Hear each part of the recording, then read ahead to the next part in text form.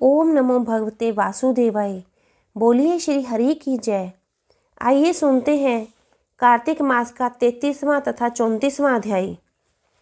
सूत जी ने कहा, इतनी कथा सत्यभामा को सुनाकर भगवान श्री कृष्ण संध्या करने को महल में चले गए।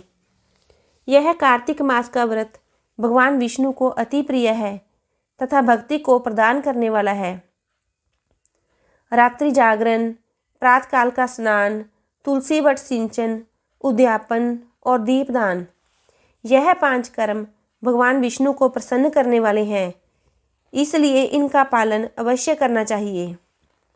ऋषियों ने कहा, भगवान विष्णु का प्रिय, अधिक फल का देने वाला, शरीर के रोम रोम को प्रसन्न करने वाला जो कार्तिक महात्म्य आपने कहा है, मोक्ष की चाहना करने वालों या भोग के इच्छुक मनुष्य को यह व्रत अवश्य करना चाहिए।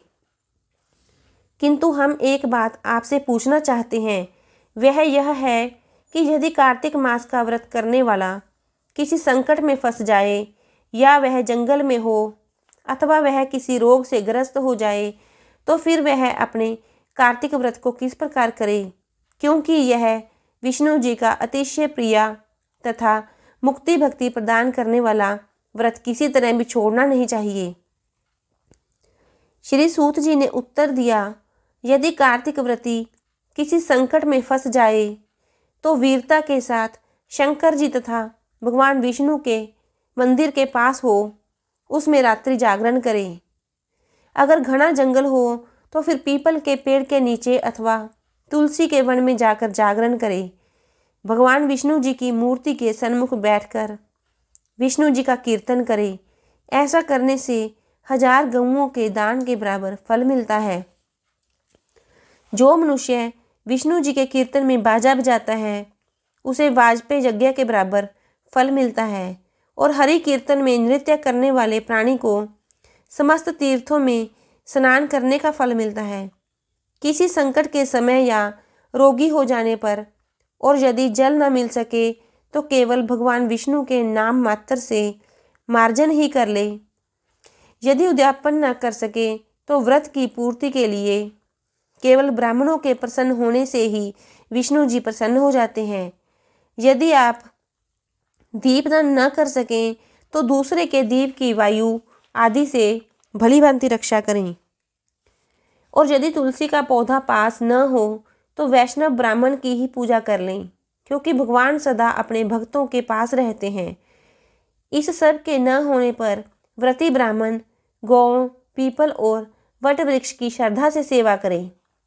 शौनकादि ऋषियों ने कहा, आपने गौ तथा ब्राह्मणों के सदृश पीपल और वट वृक्षों को बतलाया है, और सभी वृक्षों में पीपल का वृक्ष और वट वृक्ष श्रेष्ठ क्यों कहे गए हैं? श्री सूत जी ने कहा, पीपल का पेड़ साक्षात विष्णु भगवान है और पलाश का पेड़ साक्षात ब्रह्मा है। इन वृक्षों की पूजा, सेवा तथा दर्शन से सब पापों का नाश होता है। ऋषियों ने कहा, हे प्रभु, हम लोगों को इसमें शंका है कि ब्रह्मा, विष्णु और शंकर वृक्ष रूप क्यों नहीं हुए? आप कृपा करके हमें बतलाइए। श्री सूत जी ने कहा, प्राचीन काल में भगवान शंकर और पार्वती जी विहार कर रहे थे। उस समय उनके विहार में विधन डालने के विचार से ब्राह्मण का रूप धारण करके अग्निदेव वहां पर आ गए। विहार के आनंद का नाश हो जाने के कारण क्रोध में भरकर श्री पार्वती जी ने समस्त देवताओं को श्राप दे डाला। पार्वती जी ने कहा, हे देवताओं, विषय सुख को कीट पतंगे भी जानते हैं, उसमें आप लोगों ने विधन डाला है, इसलिए आप सब लोग वृक्ष हो जाओ। सूत जी ने कहा, इस प्रकार क्रोधित पार्वती जी के श्राप से सब देवता वृक्ष हो गए। इसी कारण भगवान विष्णु तथा शंकर जी दोनों पीपल और वट हो गए। इसी कारण भगवान विष्णु का शनिदेव के साथ योग होने के कारण केवल शनिवार को ही पीपल का स्पर्श करना चाहिए और किसी दिन नहीं। बोलिए श्री हरि की जय। आइए सुनते हैं 34वां अध्याय। हे सूत जी, पीपल का पेड़ शनिवार को छोड़कर सप्ताह के बाकी दिनों में क्यों नहीं पूजा जाता?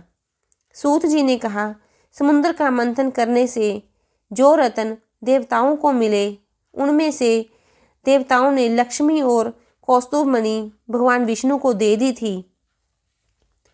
विष्णु भगवान जब श्री लक्ष्मी से विवाह करने के लिए तैयार हुए तो लक्ष्मी जी ने कहा, हे प्रभु, जब तक मेरी बड़ी बहन का ब्याह नहीं हो जाता, आप मुझ छोटी बहन से ब्याह कैसे कर सकते हैं?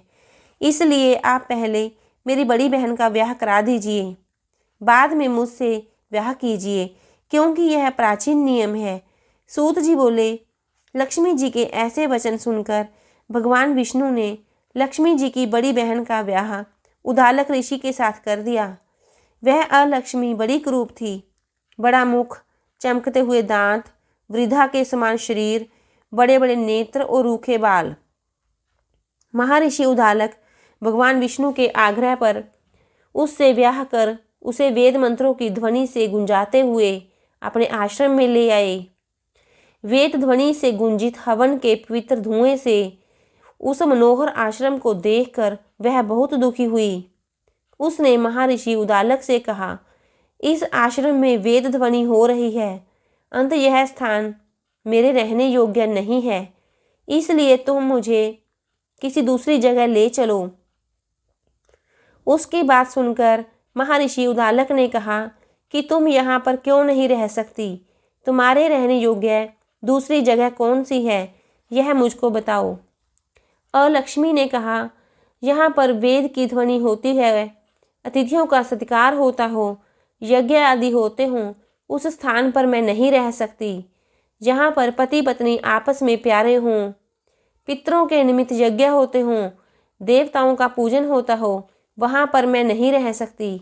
यहाँ पर दिन रात पति पत्नी लड़ते हों और जहाँ से अतिथि लोग सदा निराश लौटते हों, यहाँ पर पूज्य वृद्धों, सत्य पुरुषों तथा मित्रों का अनादर होता हो और जहाँ दुराचारी चोर पर स्त्रीगामी प्राणी रहते हैं, जहाँ पर गौं का वध, मद्यपान, ब्रह्म हत्या आदि पाप होते हैं, वहाँ पर मैं प्रसन्नतापूर्वक निवास करती हूँ। सूत जी ने कहा, इस प्रकार अलक्ष्मी के वचन सुनकर उदालक का मन मलिन हो गया। वह इस बात को सुनकर चुप रह गए। थोड़ी देर तक चुप रहने के बाद उन्होंने कहा, अच्छा, तुम्हारे लिए ऐसा ही स्थान खोजूंगा। अंत में जब तक तुम्हारे लिए ऐसा स्थान ढूंढ कर न आऊं, तब तक तुम इसी पीपल के नीचे चुपचाप बैठी रहो। सूत जी ने कहा, महर्षि उदालक उसे पीपल के नीचे बिठाकर उसके रहने योग्य जगह ढूंढने के लिए चले, लेकिन जब बहुत समय तक प्रतीक्षा करने पर भी वापस नहीं लौटे तो अलक्ष्मी रोने लगी।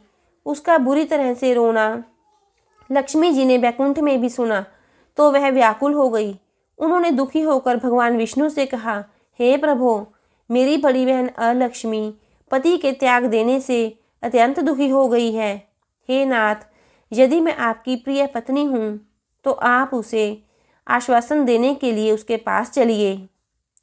पत्नी की प्रार्थना सुनकर कृपा सिंधु भगवान लक्ष्मी जी को साथ लेकर उस पीपल के पास गए जहाँ पर अलक्ष्मी बैठी रो रही थी।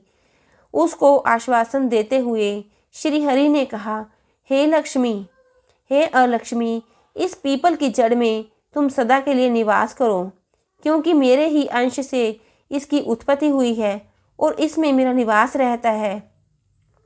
प्रतिवर्ष गृहस्थ लोग तुम्हारा पूजन करेंगे और उन्हीं के घर में तुम्हारी छोटी बहन निवास करेगी। स्त्रियों को विविध प्रकार के उपहारों से तुम्हारी पूजा करनी चाहिए। मनुष्यों को चाहिए कि वह पुष्प, धूप, दीप, गंध आदि से तुम्हारी पूजा करें, तभी लक्ष्मी जी उन पर प्रसन्न होंगी। सूत जी ने कहा, भगवान श्री कृष्ण, सत्यभामा तथा पृथु और नारद का संवाद तुमको सुना दिया है, जिसके सुनने से ही मनुष्य के सब पाप नष्ट हो जाते हैं और उसे वैकुंठ की प्राप्ति होती है। तुमको जो पूछना हो पूछ सकते हो, उसे मैं विस्तार से कहूँगा। सूत जी की बात सुनकर शौनकादि महर्षि थोड़ी देर तक प्रसन्नचित्त से वहाँ बैठे रहे। बाद में वह श्री बद्रीनारायण जी के दर्शन को चल दिए। जो प्राणी इस कथा को सुनता है और दूसरों को सुनाता है वह इस संसार में संपूर्ण सुखों को प्राप्त करता है। बोलिए श्री हरि की जय।